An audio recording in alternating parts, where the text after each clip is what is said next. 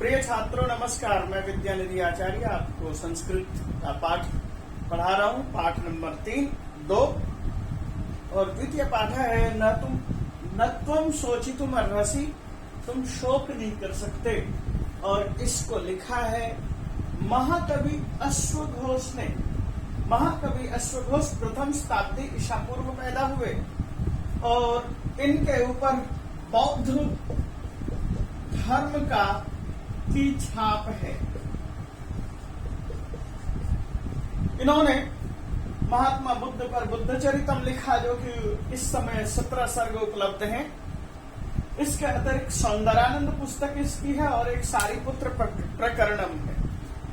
और मैं आपको ये बता दूं, अश्वघोष पर का कालिदास पर बहुत अधिक प्रभाव रहा है। तो हम उन्हीं चीजों को ध्यान में रखते हुए पाठ को प्रस्तुत कर रहे हैं। पाठ को प्रस्तुत करने से पहले पाठ के श्लोकों को एक नजर देख लीजिए।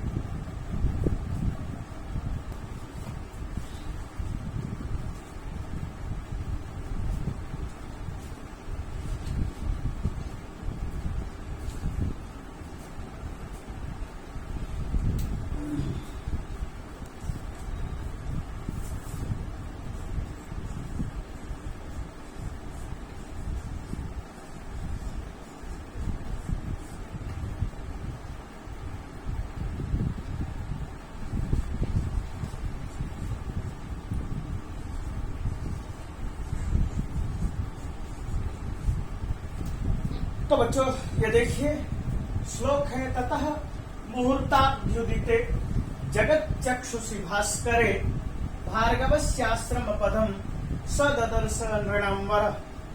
ये श्लोक है। यहाँ पर यह कहना है, वह अपने सारथी छंदक के साथ अपने राजमहल से निकल करके आश्रम की तरफ बढ़ जा रहे हैं। और आश्रम है भार्गव का आश्रम। और आपको इस तरह से संभवतः, ये चूंकि 2 श्लोक है और श्लोक में क्रिया कहीं होती है, कर्ता कहीं होता है, तो उसको जब हम एक अन्वय में, एक क्रम में लिखें, तब उसके अर्थ को लगाना ज्यादा आसान होता है और ज्यादा श्रेष्ठ होता है। ततः उसके पश्चात, किस पश्चात? जब वह आश्रम के निकट पहुंच गया तब। उस समय की स्थिति क्या है? सह वह कौन? स राजकुमार सिद्धार्थ, वह जो राजकुमार सिद्धार्थ है, नृणांबरः मनुष्यों में श्रेष्ठ है।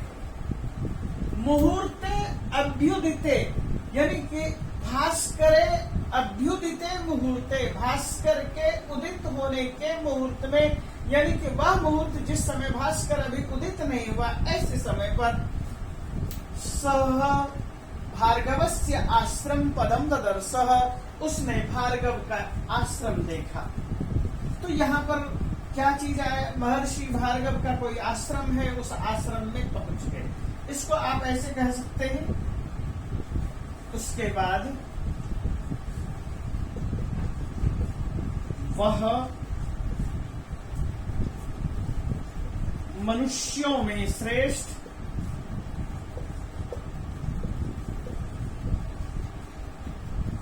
राजकुमार सिद्धार्थ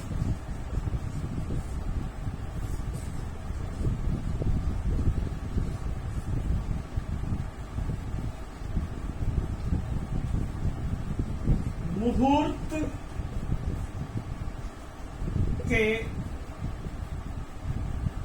अभ्युदिते, उदित, भास्कर के उदित होने के मुहूर्त में, या मुहूर्त के ब्रह्म मुहूर्त में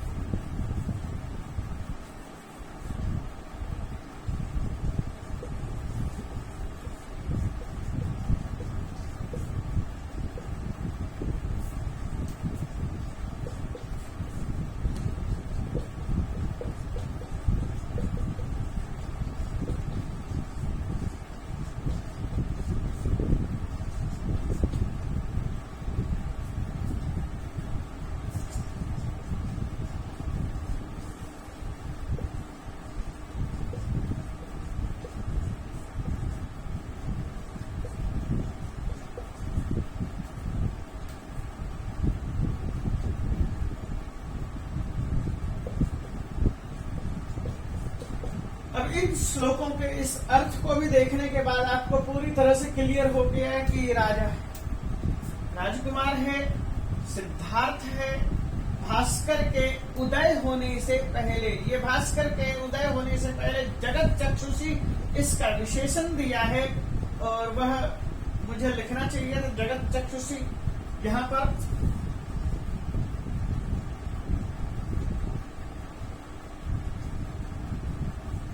तो जगत को की आंख, ये चक्षुषी शब्द सप्तमी एक वचन है और भास्कर भी सप्तमी एक वचन है। जगत चक्षु, जगत चक्षु, तस्मिन् जगत चक्षुषी।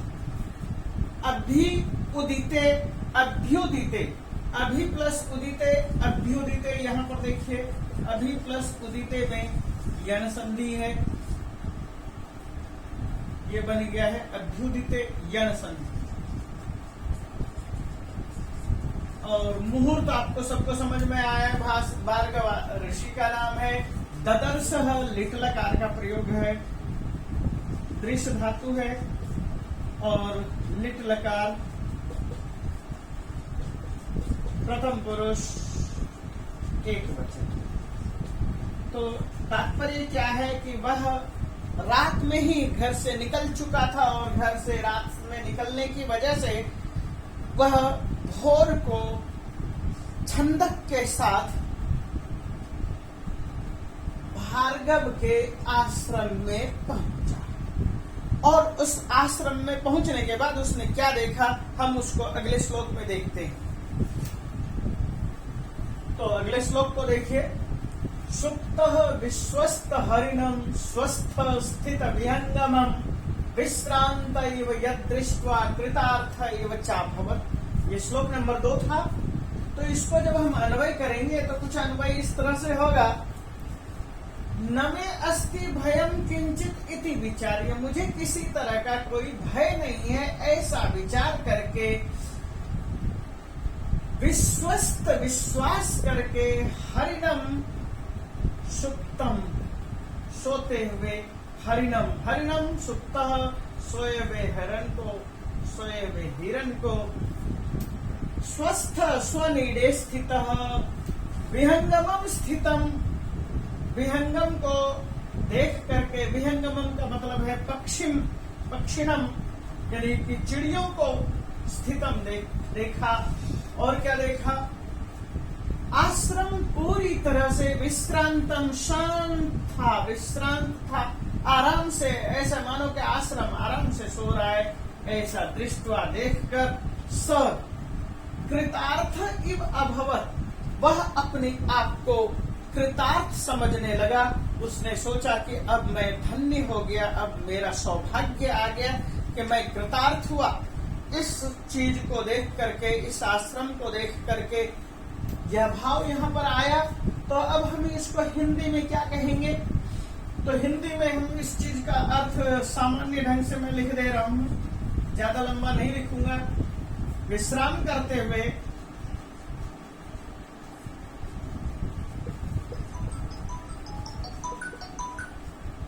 हिरण, मृग,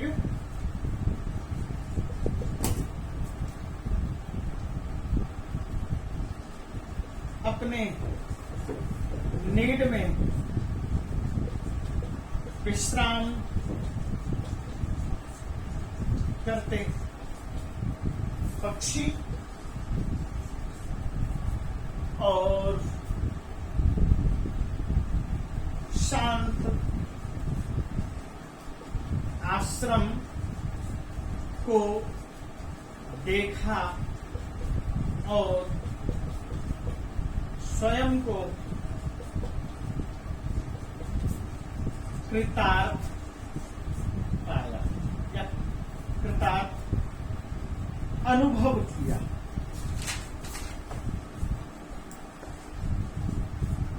यह इसका अर्थ बनता है। तो आश्रम के विषय में, तो आश्रम का नाम क्या था, भार्गव। यहाँ पर गया कौन है, सिद्धार्थ। सिद्धार्थ कौन है, राजकुमार। इस रचना को लिखने वाला कौन है, अश्वघोष। अश्वघोष कब पैदा हुए, ईसा पूर्व प्रथम शताब्दी में। इस रचना को हम कहाँ पाते हैं? बुद्ध चरितम में। बुद्ध चरितम कितना उपलब्ध है? 17 सर्ग तक उपलब्ध है। वहां पर आश्रम की तरफ कौन लेकर आया? रथ पर बैठाकर छंदक लेकर आया। कब आया? सुबह सुबह भोर में ब्रह्म मुहूर्त में आश्रम लेकर आया। मैं फिर से पूछ रहा हूं, आश्रम का नाम भार्गव। तो इस श्लोक का अर्थ आपको मैंने बताया, और ये जो मैं हिंदी में बता रहा हूं, जिसको कि छोटे छोटे प्रश्न होंगे, उत्तर होंगे, जिसको कि हमें संस्कृत में उत्तर लिखना है, उस चीज को समझाने के लिए बता रहा हूं। तो अब मैं अगला श्लोक देख रहा हूं।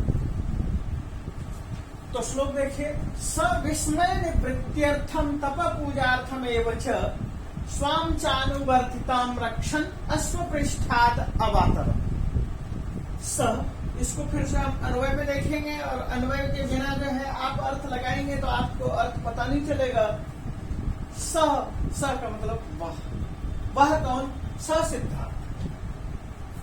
विस्मय निवृत्त्यर्थम, विस्मय के आश्चर्यचकित होने वाली भावना के लिए, और स्वाभिमान की भावना को निवृत्त्यर्थम, निवृत्ति के लिए।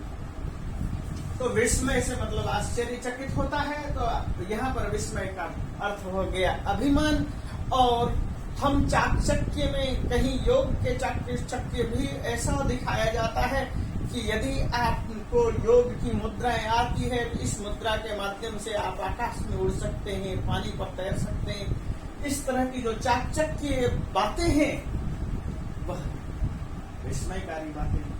अथवा आप इसको ये दे सकते हैं कि विस्मय निवृत्त्यर्थम, अपने राजस्व को से प्राप्त जो धन संपदा है और राजकुमार की स्थिति है, उस अभिमान के निवृत्त्यर्थम, निवृत्ति के लिए, निराकरणार्थम यानी निराकरण के लिए, तपः पूजार्थम, और तप और के पूजा के लिए, तप को प्राप्त करने के लिए, तप के माध्यम से स्वागत का, पूजा का आदर करने के लिए, स्वाम अनुवर्तिताम, अपने अनुवर्ती को यानी अपने पीछे चलने वाले के लिए, उनके आचरण की रक्षा के लिए, सिद्धार्थ, व सिद्धार्थ अश्वपृष्ठात् अवातरत, अश्वपृष्ठात् घोड़े के पीठ से उतर गया। तो यहाँ पर क्या बताने की कोशिश है? हिंदी में मैं इसको स्पष्ट कर दे रहा हूं। हिंदी में अभिमान की निवृत्ति,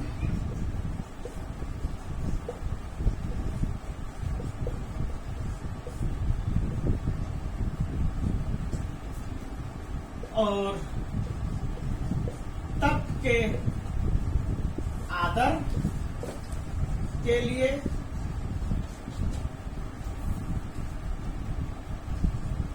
अपने आचरण की रक्षा के लिए, राजकुमार सिद्धार्थ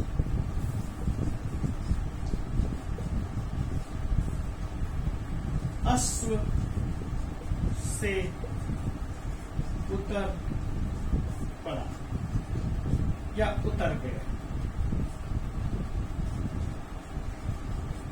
चूंकि वह आश्रम पहुंचा हुआ है, आश्रम पहुंचने के बाद रथ घोड़े से उतरना ही था, तो वह घोड़े से उतरा।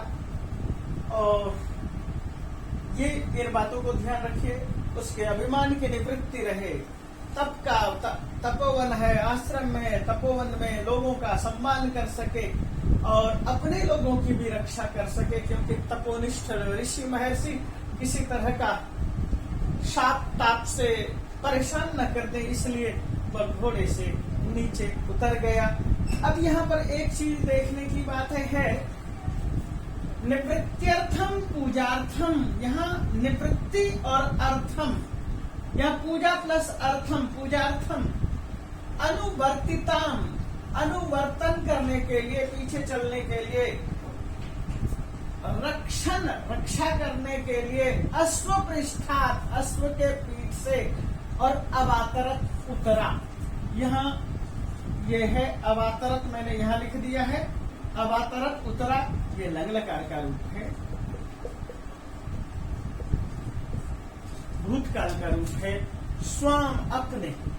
तो इन श्लोकों को, इस श्लोक के माध्यम से आपने देखा कि किस तरह से राजकुमार सिद्धार्थ अभिमान को त्याग करके, सामने तपोवन है इसलिए तपोवन का आदर करने के लिए और उनके साथ आए हुए छंदक हैं उसकी भी रक्षा के लिए वह घोड़े से उतर पड़ा। और इस चीज के बाद अगले श्लोक को देखते हैं। अवतीर्य च पस्पर्श निस्तीर्णमिति वाजिनम छंदकम चाब्रवीत प्रीतः स्नापयन्निव चक्षुषा। और ये श्लोक नंबर 4 है, इस चीज का ध्यान रखना है। अन्वय करेंगे तो वह किससे उतरा था? अस्वात् अवातरत। तो वही से हम शुरू करते हैं। अस्वात् अवतीर्य। तो अस्वात् यहाँ पाठ श्लोक में नहीं है तो हम इसको अपनी तरफ से ले रहे हैं, इसलिए मैंने ब्रैकेट में लिख दिया। अवतीर्य उतर कर, घोड़े से उतर कर। वाजिनम पस्पर्शः। स्पर्श शब्द का लिट लकार स्पर्शती होता है, लिट लकार है पस्पर्शः, ये लिट लकार का प्रयोग है। घोड़े को, वाजी को पस्पर्श छुआ, यानी घोड़े को हाथ रखा, घोड़े पर हाथ रखा। छंदकम, और छंदक को प्रीतः प्यार से, स्नेहेन चक्षुषा प्यार भरे नयनों से देखते हुए अब्रवीत कहा। अब यहां पर मैं इसका हिंदी में आपके पास थोड़ा अर्थ लिख दे रहा हूं। ये हिंदी में क्या अर्थ होगा? तो घोड़े से उतरकर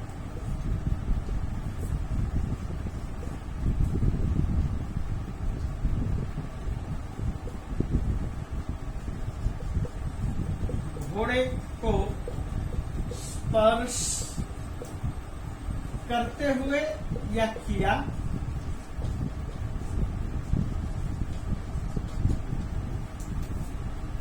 च यहां पर दिया हुआ है कहीं, ये है, उसके बाद और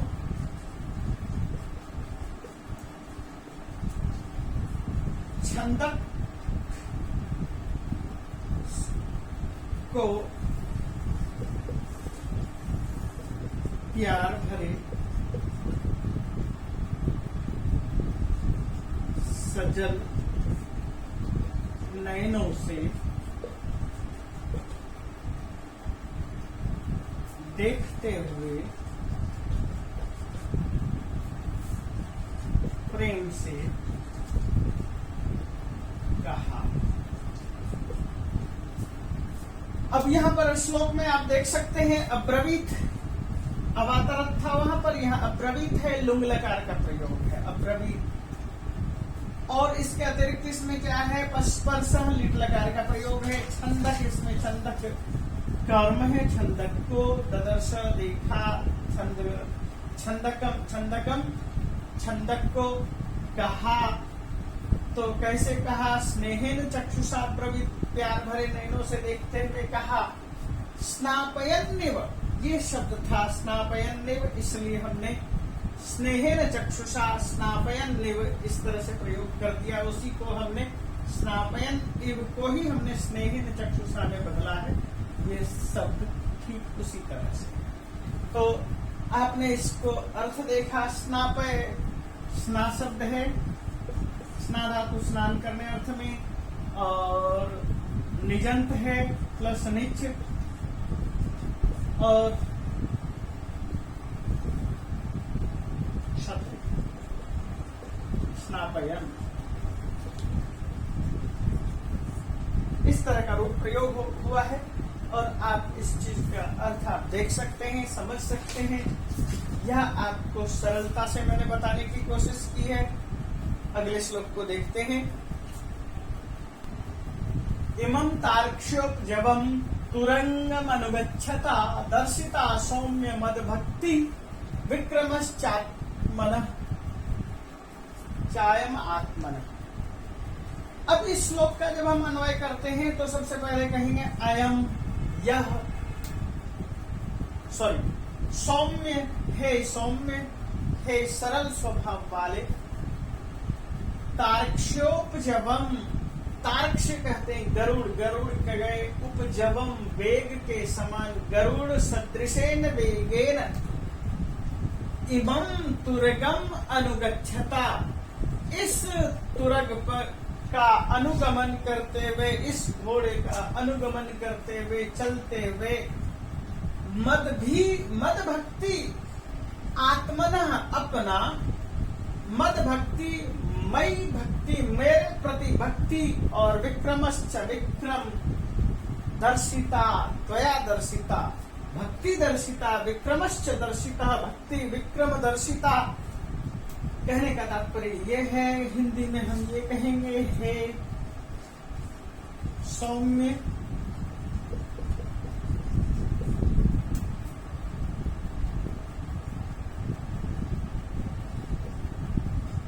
गरुड़ के समान वेग वाले इस घोड़े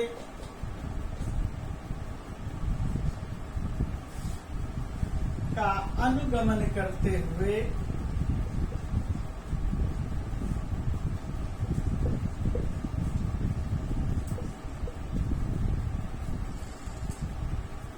स्वयं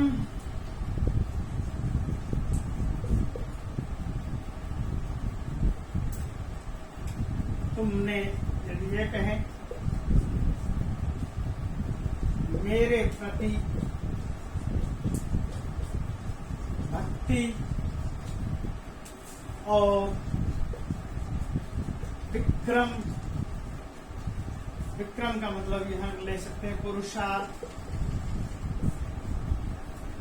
दिखाई, दर्शिता। क्या दृश्य धातु है? दृश्य धातु के साथ प्रत्यय करके दर्शिता है।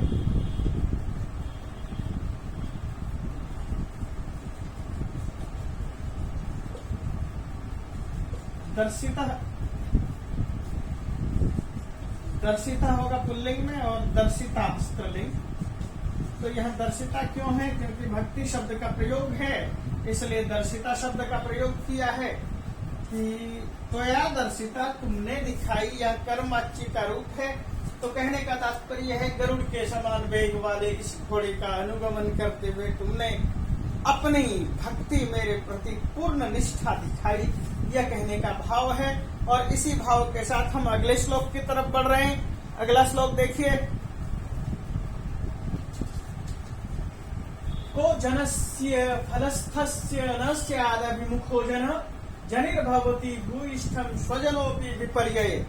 श्लोक आपने ये देखा, और इस श्लोक के माध्यम में से ये बताया जा रहा है, को जनः फलस्थस्य जनस्य अभिमुखो न स्यात्। कौन मनुष्य फलस्थस्य, फल देने वाले, जनस्य, लोग के, अभिमुखो, सामने, न स्यात्, नहीं होता। जो व्यक्ति फलदाता होता है उसके सामने सभी व्यक्ति आते हैं, यानी कि उसके विपरीत नहीं जाते। यो फलम न ददाति, सब जो फल नहीं देता उसकी तरफ नहीं जाते। भूयिष्ठम, जो बहुत अधिक इस तरह से फल देने वाले होते हैं, उनके साथ लोग जाते हैं। अजनो जनो भवति, जनी भवति। जनी भवति की मैंने ये व्याख्या की है, अजनो जनो भवति, जो अजन है, जो कि दुर्जन भी है, वह भी लोग स्वजन बनने की कोशिश करता है, स्वजन बन जाता है। तस्मात् विपर्य है, उसके विपरीत जो अवस्था है, अवस्थानम, उसके विपरीत अवस्था, स्वजनोपि सामान्य जन एव भवति, जो लोग समय पर साथ नहीं देते, वे अपना होते हुए भी सामान्य कहलाएंगे, अपना नहीं कहला सकते। आपने कई बार इस तरह के श्लोक पढ़ा है, उत्सवे व्यसने प्राप्ते दुर्भिक्षे शत्रु संकटे राजद्वारे श्मशाने च यस्तिष्ठति स बांधव।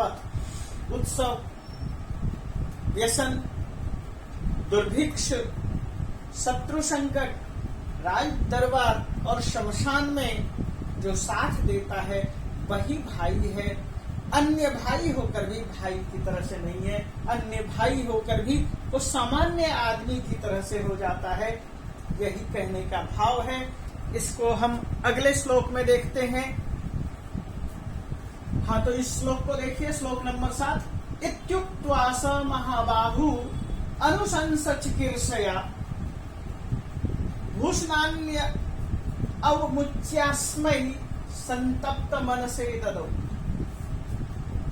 इति उक्त्वा, इत्युक्त्वा ये यण संधि का रूप है। इसको आपने कई बार पढ़ा है। इति प्लस उक्त्वा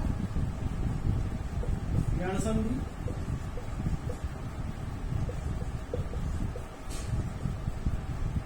ई के बदले में य का होना, और जब ई के बदले में य होगा तो ई प्लस त आधा, और ई के बदले में य होने से ये हुआ, और उक्त्वा का उ,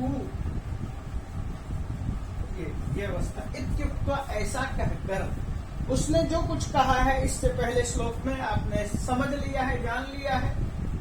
स महाबाहु इत्युक्त्वा महाबाहु, वह जो महाबाहु है, कौन है महाबाहु? महाराज राजकुमार सिद्धार्थ, राजकुमार सिद्धार्थ। चिकीर्षया, किमपि कर्तुम इच्छया, किमपि दातुम इच्छया, कुछ देने की इच्छा से, अनुशंसाम अकरोत, अनुशंसा प्रशंसा की, उसने उसको किसी बहाने से, कुछ प्रत्युपकार के बहाने से, चिकीर्षया का मतलब उसने उसे पहुंचाया, छंदक ने इसे पहुंचाया है। तो अनुशंसया का मतलब, ये चिकीर्षया का मतलब है प्रत्युपकारम कर्तुम इच्छया। अनुशंसा से, अनुशंसा उसकी अनुशंसा की, यानी प्रशंसा न करो, प्रशंसा की। तथा और उसके बाद अस्मय, उसको, अस्मय कस्मय, छंदाए, छंदकाए, संतप्त मन से, जो वो दुखी ना हो रहे, इस मन से, भूषणानि अवमुच्य, अपने शरीर के भूषणों को, आभूषणों को उतार करके ददौ, दे दिया। तो ये श्लोक ज्यादा कठिन नहीं था। इससे पहले श्लोक में भी मैंने हिंदी में अर्थ नहीं लिखा, यहाँ पर मैं थोड़ा सा लिख देता हूँ। हिंदी में अर्थ केवल इस तरह से होगा कि इस प्रकार कहकर, इस प्रकार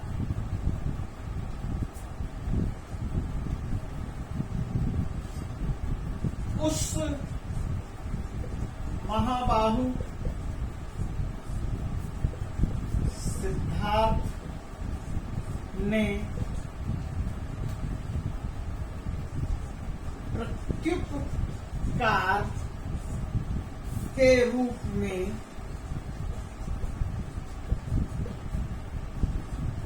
उसकी प्रशंसा की, और आप संतप्त, और उसे, उस संतप्त मन से युक्त छंदक को आभूषण दिए। ये कहने का तात्पर्य कि सरल से सरल अर्थ में मैंने आपके सामने इन श्लोकों को रखा है।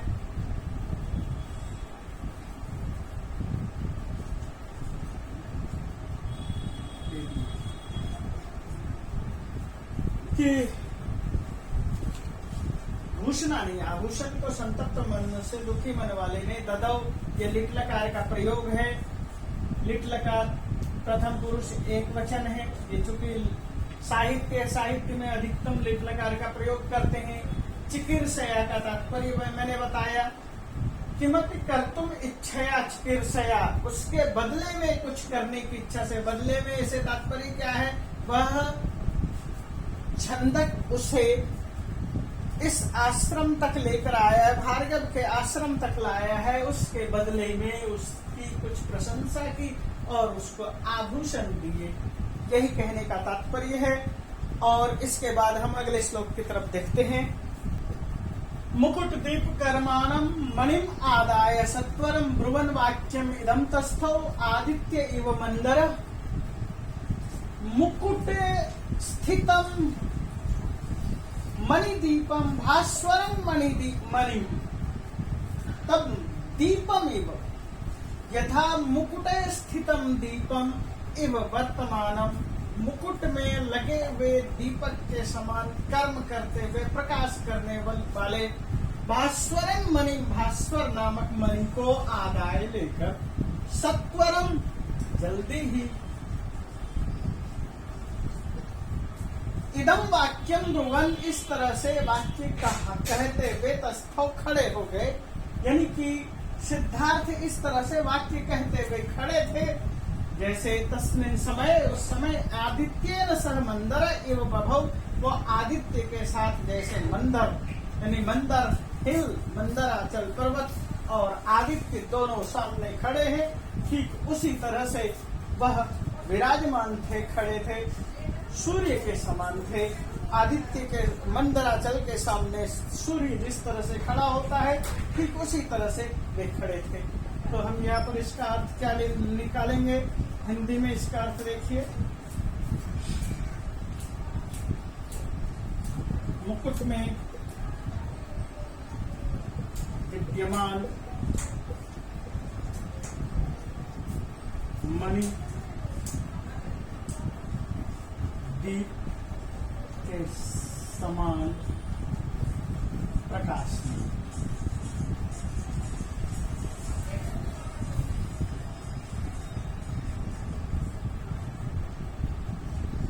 मणि को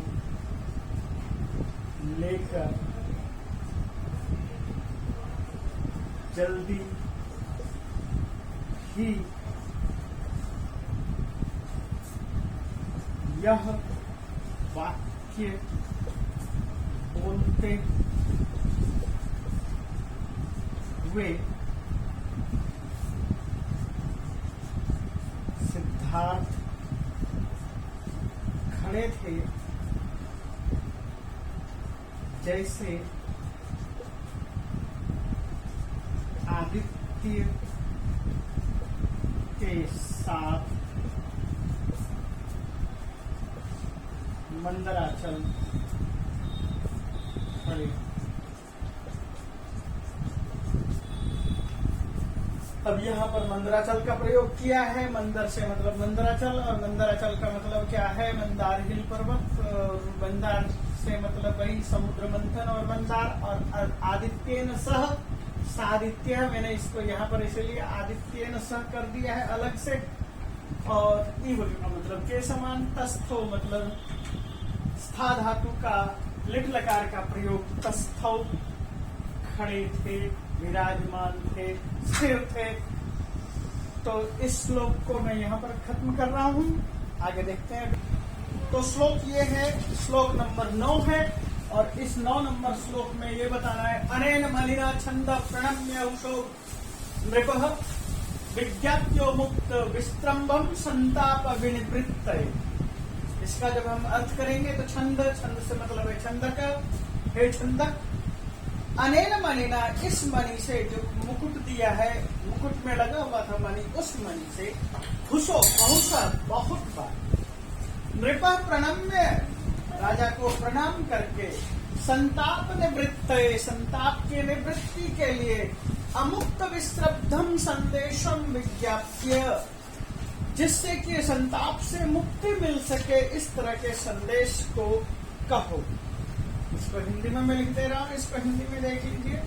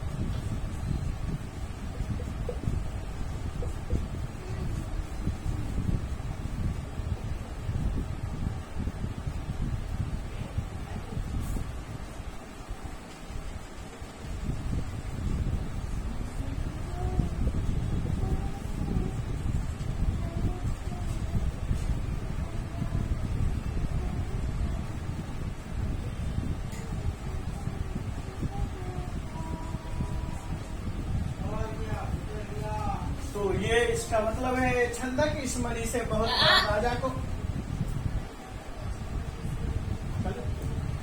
तो राजा को प्रणाम करके शोक विमुक्ति के लिए संदेश कहो। तो ये श्लोक है, जरा मरण नाशार्थम प्रविष्टोस्मि तपोवनम न खलु स्वर्ग तर्षेण ना स्नेहेन न मन्युना। तो इस श्लोक में यह संदेश दिया गया है, अत्र संदेशो अस्ति। क्या संदेश है, इसी को हम अन्वय में देख रहे हैं। न खलु स्वर्गम तर्षेण, स्वर्गम तर्षेण, स्वर्ग इच्छया, स्वर्ग की इच्छा से नहीं। न अस्नेहेन, अस्नेहेन का मतलब है वैराग्य से भी नहीं, न मन्युना, क्रोध से भी नहीं, अपितु जरा मरण नाशार्थम, बल्कि मैं जरा, बुढ़ापा और मरण, मृत्यु के नाश के लिए अहम तपोवनम प्रविष्टोस्मि, मैं इस तपोवन में प्रविष्ट हुआ हूँ। ये श्लोक था और इसका मैं हिंदी में अर्थ दे रहा हूँ, उसको देखिए। मैं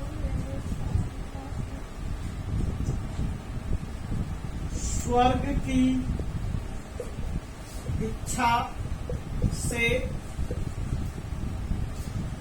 नहीं, न वैराग्य की, वैराग्य के कारण और न ही क्रोध से भरकर जंगल आया हूं, बल्कि जरा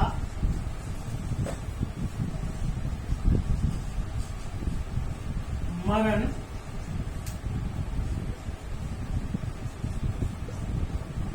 के नाश के लिए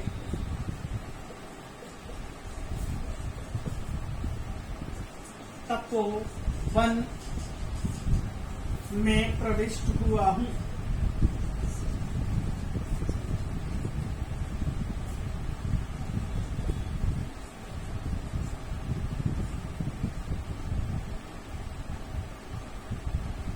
तो यहाँ पर यही संदेश है कि मैं किस वजह से जंगल आया हूँ। जरा मतलब बुढ़ापा, मरण का मतलब मृत्यु, नाशार्थम, नाश के लिए। प्रविष्ट प्र उपसर्ग है, वृष धातु है और ल्यप प्रत्यय है। प्रविष्ट तपोवनम, तपोवन है, जंगल है। तर्षेण का मतलब इच्छया, न प्लस अस्नेहेन, ना स्नेहेन, ये शब्द है। मन्यु का अर्थ है क्रोध से, और इन सब में तृतीय विभक्ति का प्रयोग है। यही संदेश है कि मैं स्वर्ग की इच्छा से नहीं आया हूँ, बल्कि न ही वैराग्य का कारण से, न ही क्रोध से, बल्कि मैं मृत्यु और बुढ़ापा के नाश के लिए इस तपोवन में प्रवेश हुआ हूँ। तो इस श्लोक को मैं यहाँ पर खत्म कर रहा हूँ। अगले श्लोक को देखते हैं। तो श्लोक नंबर 11 को देख लीजिए। श्लोक नंबर 11 में कहा है, तदेवं अभिनिष्क्रांतम न माम शोचितुमर्हति भूत्वापि हि चिरं श्लेष कालेन न भविष्यति। ये जो यहाँ से जो शब्द उठाया गया है, यही आपके पाठ का हेडिंग है। तद एवं माम अभिनिष्क्रांतम, तत् तो एवं इस प्रकार से, माम अभिनिष्क्रांतम मेरा अभिनिष्क्रमण हो जाने पर, राज्य से निकलने पर, विज्ञाय ऐसा जानकर, न त्वम शोचितुम महर्षि, हे राजन तुम्हें शोक नहीं करना चाहिए।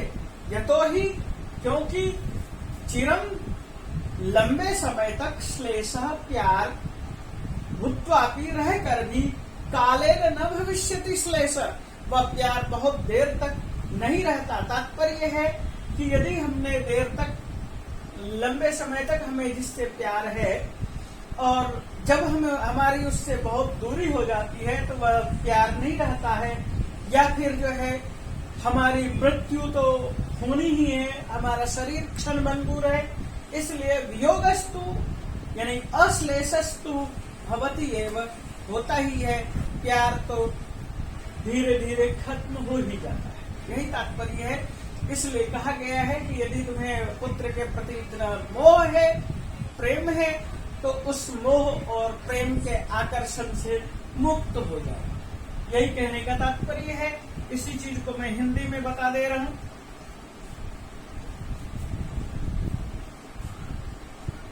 इस प्रकार मेरा निष्क्रमण एवं माम, इस प्रकार मेरा राज्य से अभिनिष्क्रमण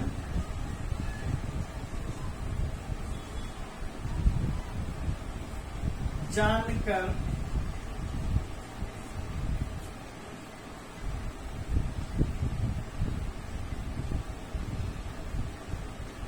आप शोक नहीं कर सकते, यानी आपको शोक नहीं करना चाहिए, क्योंकि देर तक बना हुआ स्नेह भी धीरे धीरे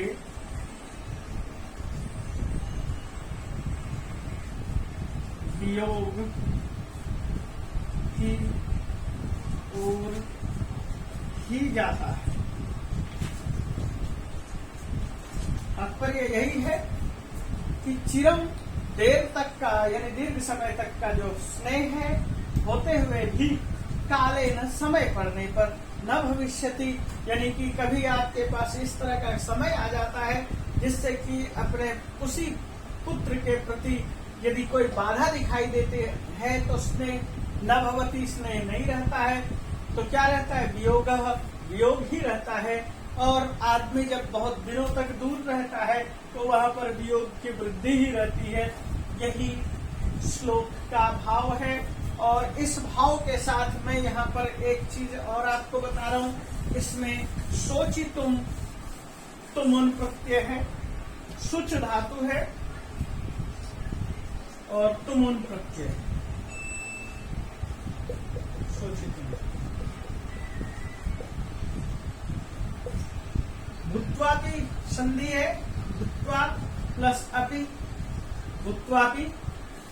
और अभिनिष्क्रांतम या अभिनिष्क्रमण यानी कि बाहर निकलना, राज्य से बाहर निकलना, ये अभिप्राय है। और इसी के साथ मैं अगले श्लोक की तरफ बढ़ रहा हूं। तो श्लोक को देखिए। हर ध्रुवो यस्मात् विश्लेषात् तस्मान् मोक्षाय मे मति, विप्रयोग कथन न स्यात् भूयोपि स्वजनाति।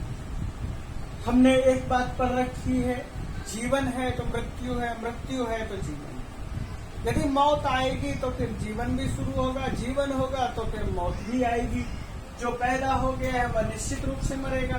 तो यहाँ पर यही कह रहे हैं, यस्मात् विश्लेषः, जिससे विश्लेष ध्रुवः, जिस चीज से हमारा विश्लेष यानी कि वियोग निश्चित रूप से है, हमारा शरीर से हमारा वियोग निश्चित रूप से है। अतः तस्मात् में मोक्षाय मति अस्ति, इसलिए मेरी उसके मोक्ष के प्रति बुद्धि है हो गई है। तस्मात् मोक्षाय में मति, इसलिए मेरी मति मोक्ष के लिए है। यतो ही, क्योंकि भूयोपि स्वजनात्, दोबारा से अपने साथियों से, अपने मित्रों से, अपने स्वजनों से वियोग न कथम, न किसी भी तरह से वियोग कथम अपि न स्यात्, वियोग कथम मपि न स्यात्, वियोग किसी तरह से न हो। तो इसी चीज को मैं कह रहा हूं यहाँ पर हिंदी में, जिससे वियोग ध्रुव है, यानी कि जिसका वियोग निश्चित है, तो वह, इसलिए मैं मोक्ष के प्रति अपनी बुद्धि को लगाए हुए हूँ। मुझे मोक्ष ही चाहिए। अपने लोगों से मैं दोबारा मिलने के बाद विमुक्त नहीं होना चाहता, इसलिए मैं पहले से ही उस रास्ते को खत्म कर देना चाहता हूँ, जिससे कि मैं दोबारा से पैदा हूँ तो अपने मित्रों से, स्वजनों से, बंधुओं से हमेशा मिलते रहूं, हमारे अंदर वियोग की भावना ना आए। तो इस श्लोक को मैं यहाँ छोड़ करके अगले श्लोक की तरफ बढ़ रहा हूँ। यद्यपि स्याद असमये यातो वनम असाविति अकालो नास्ति धर्मस्य जीविते चंचले मति। इसका अर्थ यही होगा, यद्यपि यानी यद्यपि असौ वनम, असौ असमये वनम यातो स्यात्। असौ वह, असमय बिना समय ही, यानी कि समय होता है वन में जाने का कि तुर्यावस्था यानी वृद्धावस्था और वो युवावस्था में चला गया है। असमय वनम यातो स्यात्, असमय ही वन में चला गया है। तदपि फिर भी जीविते यानी जीवन चंचले सति, जीवन चंचल होता है, जीवन में बहुत ज्यादा चंचलता होती है। इसलिए धर्मस्य अकालो नास्ति, धर्म के प्रति कोई अकाल नहीं है कि हम इस अवस्था में धार्मिक काम करेंगे, यह कोई धर्म का काल अनिश्चित नहीं है। हम धर्म के लिए सभी काल निश्चित है, धर्म के लिए कोई काल अनुचित नहीं है। यही कहने का तात्पर्य है कि वह असमय वन में चला गया है, जीवन चंचल है, धर्म का कोई अनुचित समय नहीं है, यानी सभी समय उचित ही उचित है। जब भी चाहो धर्म का कार्य करो। और अगले श्लोक को देखते हैं। एवं आदित्वया सौम्य विज्ञाप्यो वसुधाधिपः प्रयतेथास्तथा चैव यथा मां न स्मरेत्। एवं इस प्रकार से आदि इत्यादि इत्यादि त्वया, हे सौम्य, त्वया तुझे इस प्रकार से, अनेक प्रकार से वसुधाधिपः विज्ञाप्यो, वसुधाधिपो, वसुधाम, वसुधायाः पृथिव्याः अधिपः राजा नृपः, राजा को इस प्रकार से कहो, अनेक प्रकार के वचनों से कहो।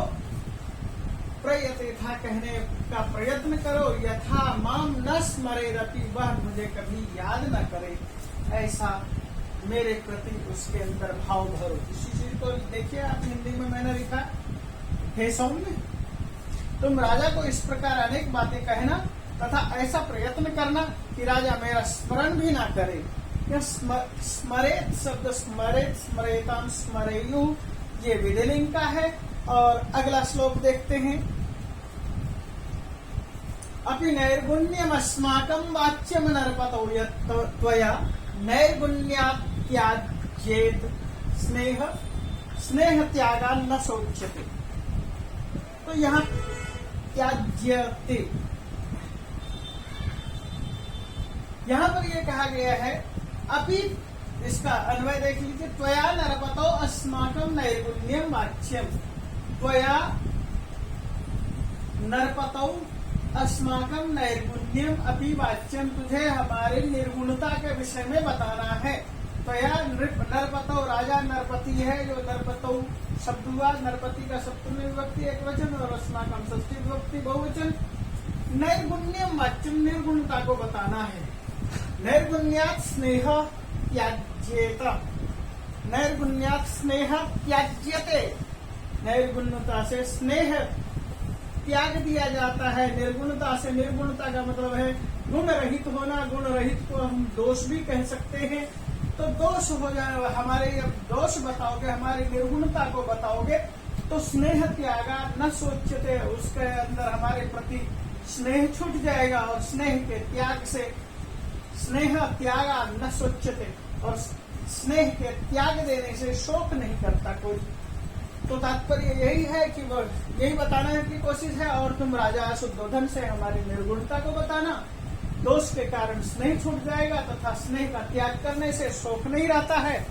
तो कहने का तात्पर्य यही है कि इस पूरे महाकाव्य में यह बताने की कोशिश की है, अभिनिष्क्रमणम, और तपोवन में प्रवेश कर रहा है। छंदक को यह सूचना दी है कि राजा को क्या क्या बताना है, और उसी चीज को बताते हुए ये कहा गया है कि हमारे प्रति उनके अंदर निर्गुणता का भाव भर देना, जिससे कि उसके अंदर से शोक समाप्त हो जाएगा। नहीं सोची तुम अर्हति। धन्यवाद।